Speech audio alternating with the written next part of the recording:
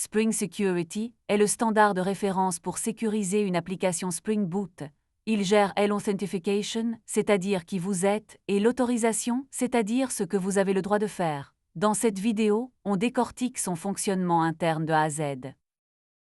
Spring Security fonctionne comme une chaîne de filtres HTTP. Chaque requête entrante traverse cette chaîne dans l'ordre. Le sécurité filtré Shaheen configure quel filtre s'applique. D'abord la protection CSRF, ensuite le filtre d'Authentification par login, puis votre filtre JWT personnalisé. Si un filtre rejette la requête, elle ne va jamais jusqu'au contrôleur. Voici ce qui se passe lors d'un login. Le filtre username password authentication filtré intercepte la requête POST. Il crée un objet authentication avec les crédentials. L'authentication manager délègue au DAO Authentication Providé, qui appelle votre usé détail service pour charger l'utilisateur depuis la base de données. Bcrypt compare ensuite le mot de passe saisi au hash stocké. Si tout est correct, le sécurité context role conserve l'utilisateur authentifié pour toute la durée de la requête. L'interface usé détail service a une seule méthode, load usé by username. Elle reçoit l'identifiant, typiquement un email, et retourne un objet usé détail avec le mot de passe haché et les rôles. Si l'utilisateur n'existe pas, on lève une username not found exception. Spring Security s'appuie entièrement sur cette méthode pour charger le compte à authentifier. Le JWT, ou JSON Web Token, est un token en 3 parties séparées par des points, le RAID avec l'algorithme, le payload avec les données comme l'email et la date d'expiration, et la signature calculée avec une clé secrète côté serveur. Le gros avantage, c'est stateless. Le serveur ne stocke rien. Il suffit de valider la signature à chaque requête. Le client envoie le token dans le RAID de autorisation avec le préfixe BR. Le JWT, auth filtré étant once per request filtré pour s'exécuter exactement une fois par requête.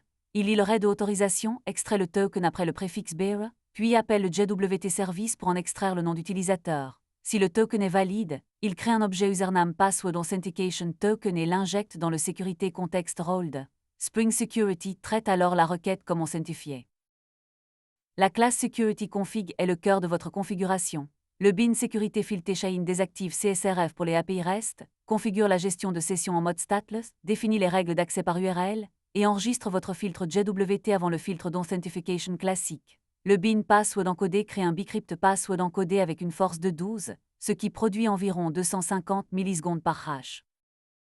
L'autorisation peut se configurer à 2 niveaux. Au niveau des endpoints dans le sécurité filtré Shaheen, avec ResRole ou ResAnyRole. Au niveau des méthodes avec l'annotation pre-authorize, qui accepte une expression Spring AL. Post-authorize permet même de vérifier l'objet retourné après l'exécution. Notez que ResRole avec admin équivaut à ResAuthority avec role_admin, le préfixe est ajouté automatiquement. Bcrypt est l'algorithme recommandé pour hacher les mots de passe. Il génère un salt aléatoire à chaque appel, ce qui fait que le même mot de passe donne toujours un hash différent. La force 12 rend les attaques brute force très coûteuses. Lors de l'inscription, vous encodez le mot de passe avant de sauvegarder. Lors de la connexion, Spring Security appelle match automatiquement pour comparer. CSRF est désactivé pour les API REST car le token JWT joue déjà ce rôle de protection.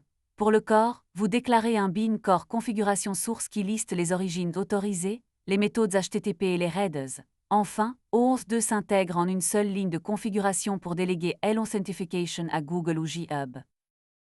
Récapitulons, le sécurité filtré Shaheen définit vos règles HTTP, le usé détail service charge l'utilisateur depuis votre base de données, le JWT once filtré valide le token à chaque requête, Bcrypt protège les mots de passe avec un hash irréversible, et pre-authorize sécurise vos méthodes par rôle. Retenez 3 règles d'or, toujours hacher avec Bcrypt, toujours valider le JWT côté serveur, et accorder le minimum de permissions nécessaires.